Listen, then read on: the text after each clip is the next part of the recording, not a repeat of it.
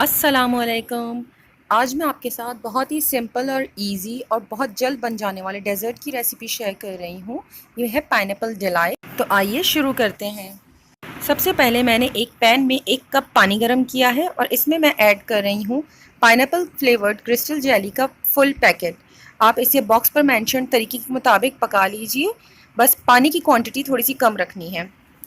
फिर हमें इसे इतनी देर तक छोड़ना है कि बस ये रूम टेम्परेचर पर आ जाए और हल्का हल्का सेट होने लगे। जब क्रिस्टल जेली हल्की सी सेट होने लगे तब आप इसे ब्लेंडर में डाल दीजिए। साथ ही शामिल करें 1 कप पाइनएप्पल चंक, एक पूरा टिन एवोपरेटेड मिल्क का, इसे अच्छी तरह से ठंडा कर लीजिएगा। 1 पैकेट टेट्रापैक क्रीम, 6 से 8 चम्मच चीनी या हस्बे पसंद। आप पहले कम ऐड कीजिएगा, इसके बाद आप बढ़ा सकते हैं। तमाम चीज़ों को बहुत अच्छी तरह से ब्लेंड करना है।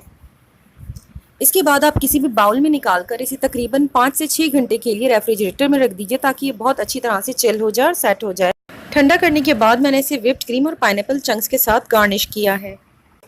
बहुत ही सिंपल और इजी रेसिपी है, बस चंद बातों का ध्यान रखना है। एवोपरेटेड मिल्क बहुत ठंडा होना चाहिए और अगर टेट्रापैक क्रीम इस्तेमाल हो रही है तो डायरेक्ट ब्लेंडर में ऐड कर दीजिए। अगर आप विपी विप या सिल्वर विप टाइप की क्रीम इस्तेमाल कर रहे हैं तो पहले उसे अच्छी तरह से बीट करके फ्लफ़ी करें। इसके बाद आप इस डेज़र्ट में उसे मिक्स कर लीजिएगा।